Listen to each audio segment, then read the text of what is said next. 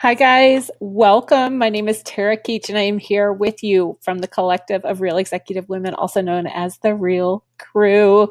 First of all, thank you for being here. This is an awesome conversation with you guys about boundary setting.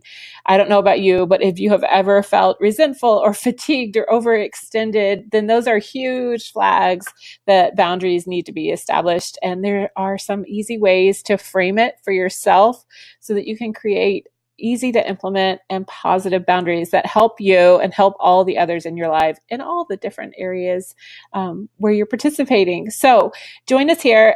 I also want to remind you, if you are watching us, please do give us a big thumbs up. If this is content that's valuable to you, I want to make sure that I am continuing to create things that are relevant and important for you. So give me a big thumbs up. If you are watching this on replay, please do also give me a quick shout out. Let me know that you are here. I want to hear from you. I would love to hear your stories about boundaries. All right, a couple other things you need to do. I have created a very special downloadable guide for you guys. It's what you're looking at right here, and there's a link right below where you can get access to it.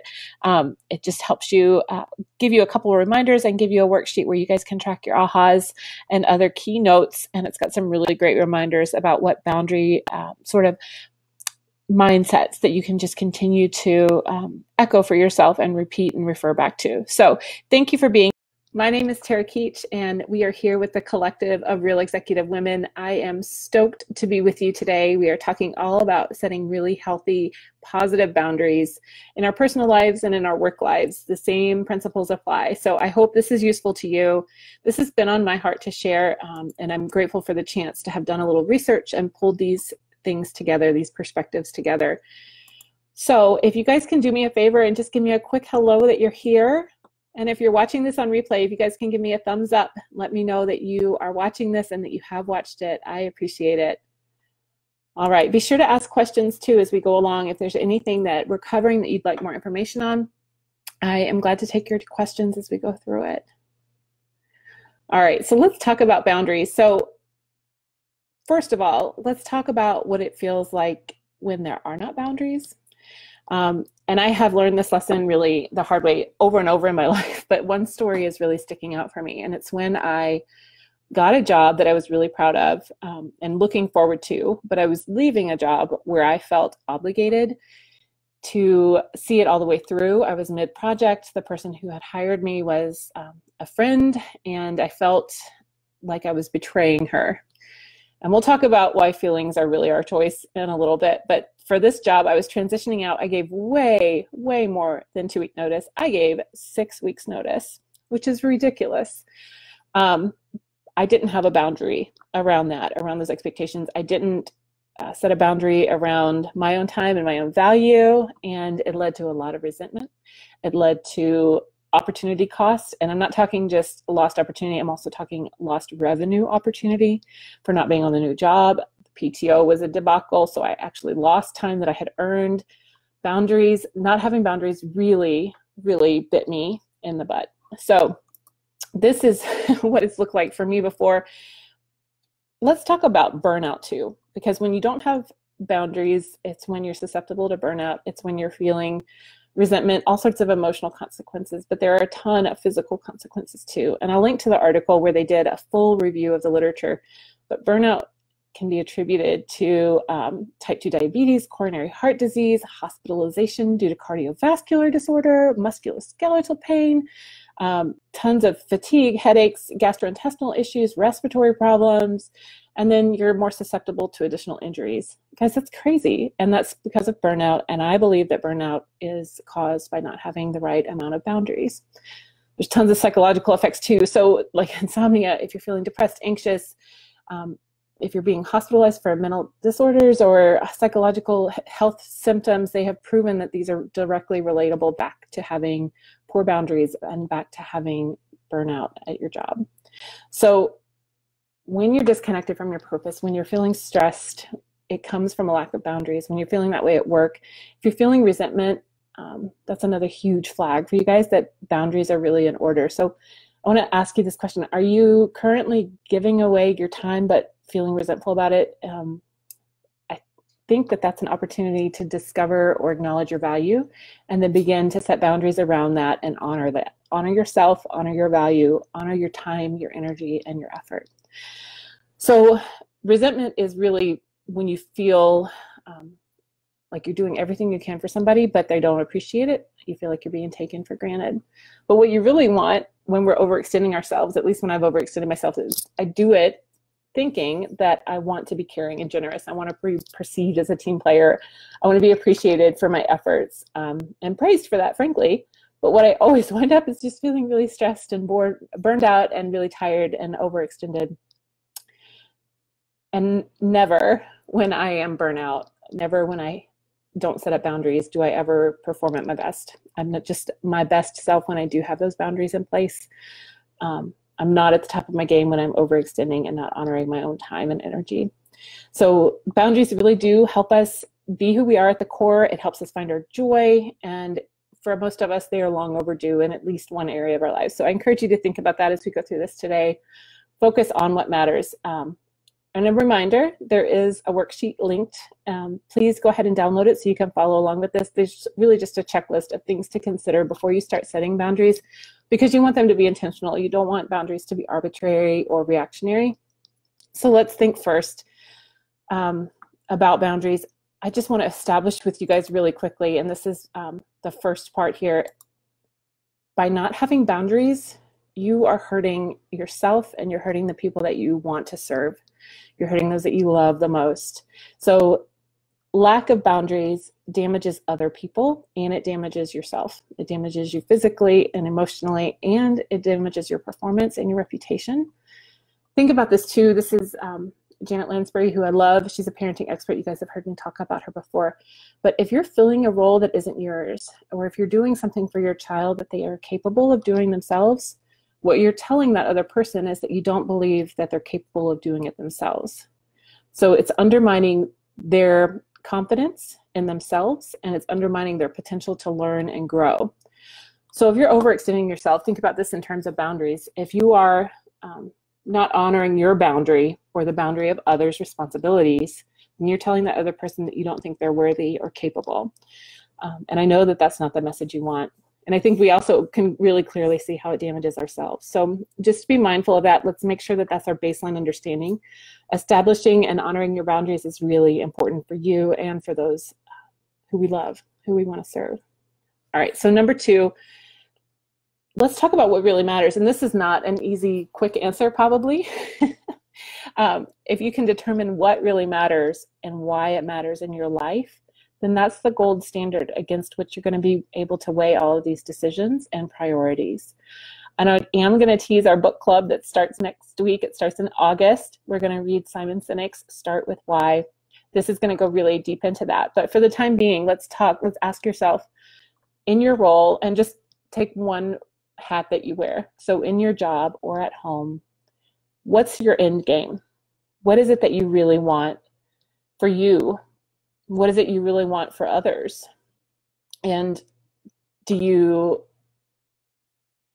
need that person to promote you or recommend you or praise you? Are you seeking additional friendships or better friendships or deeper relationships? Are you seeking a promotion at work, recognition at work, or more compensation? Whatever it is, that's okay. But let's talk about it honestly. Think to yourself, spend some time considering this and reflecting on it. Then tell me what your non-negotiables are around that. What does it absolutely take? What do you absolutely have to have around that what? And then all of a sudden, you guys, you become the guardian of your what and your why. And so by defending your boundaries, by defending your what and your why, you become the guardian of those boundaries. So you're protecting your purpose, you're protecting your calling, and you're protecting all of the resources that you have at your disposal. So it's no longer about you being arbitrarily rude or mean to other people when you shut them out or when you set a boundary that excludes them or changes what they've been used to. What you're really doing is protecting yourself and your fullest potential, and you're honoring that purpose. Okay, so everything you do, every boundary you set, you're able to weigh it against your why. And if it's not supporting your why, your greater purpose, what you really want in life, then that's an easy no. Maybe not easy, that's not the right term. Then it makes it a no. It's easy to know that it's a no. And then we just have to work on establishing it for others and getting others accustomed to the no. All right, the next thing, point 3 on the checklist, is that structure is a survival mechanism. Our human brains are wired to make sure that we know our boundaries, the parameters in which we're safe, what we're expected to do. And this goes back to evolutionary psychology about how we survive as a community. So the more clear you can be around your why, what you're supposed to do with your time, what your role is, what you're expected to do from others, what you expect others to do, that all helps us survive. So it's okay to have boundaries. If if that hasn't resonated already, then please do know that it is a survival mechanism. It is absolutely a tool by which you can be your best self. You can contribute your best self to the community. And think about it, we all want structure. We all want parameters and boundaries with our time and with our roles. I don't know about you guys, but I love shopping for agendas. I love shopping for journals because it helps me. I keep wanting something that's going to help me really clearly articulate what I'm doing with my time. So that structure feels really liberating to me personally. Like I don't know how many millions of dollars industry planners are, but it's massive. And it's because it's all trying to address that need that we all have for structure. So otherwise, our focus is too broad. The whole wide world is open to us, and we cannot think about all things all the time, and we certainly can't think about more than a few things well, or clearly, or coherently. I know when I first rented my first office, when we moved back to town, I wasn't really good with managing that time. It wasn't until I had set up our additional businesses that I was able to really clearly structure my day and perform within those different roles. So before I had that structure, I was sort of just wandering around the office, taking walks downtown and doing work as it came to me. But with the structure, I had to really institute a discipline around what my days were, and I became so much more highly productive and much more engaged. I was performing at a higher level towards my capabilities than before.